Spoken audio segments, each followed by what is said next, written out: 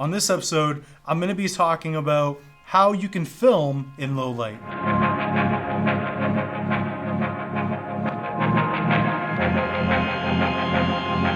Before we get started, don't forget to like, comment, and subscribe. And if you want to, smash that like button. It's going to help us out a lot with YouTube's algorithm. When it comes to shooting in low light, filming in low light, whether it be outside at nighttime or just where you're setting, you don't have a lot of light coming in, you have to understand exposure.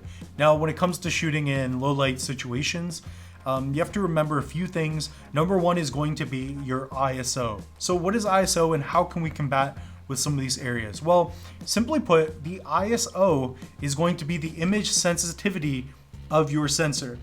Again, this is going to be how sensitive your sensor is to light.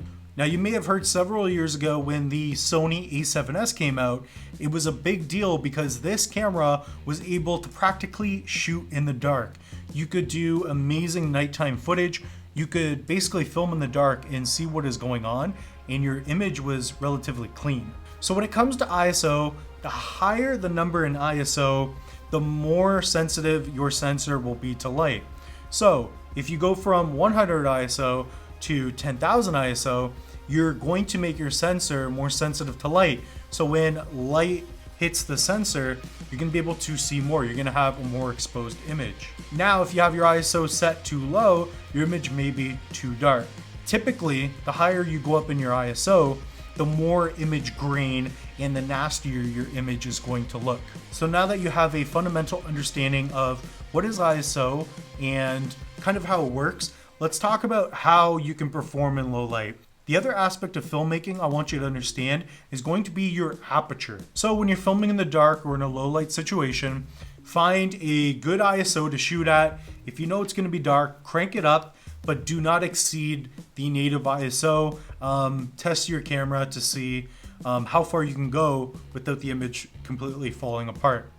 The next thing you're going to do if it's still too dark is you're going to play with your aperture. You open up your aperture so you have tons of light coming through your lens. One mistake that filmmakers do that I don't want you to do is messing around with your shutter speed too much.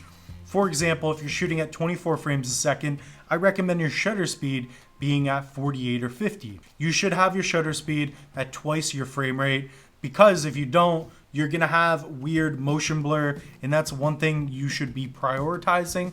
When I say prioritizing your shutter speed, that just means set your shutter speed to 180-degree shutter or twice your frame rate and leave it at that. You mess around with your ISO and your aperture to get your proper exposure.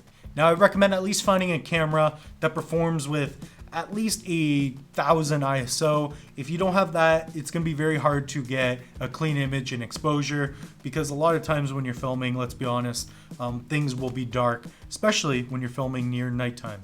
That's all we have for you for this episode. Again, check us out next week. Every Monday, we're going to be providing photo, video, and design related episodes for you. Again, Mitchell Bouchard, get out there and film something.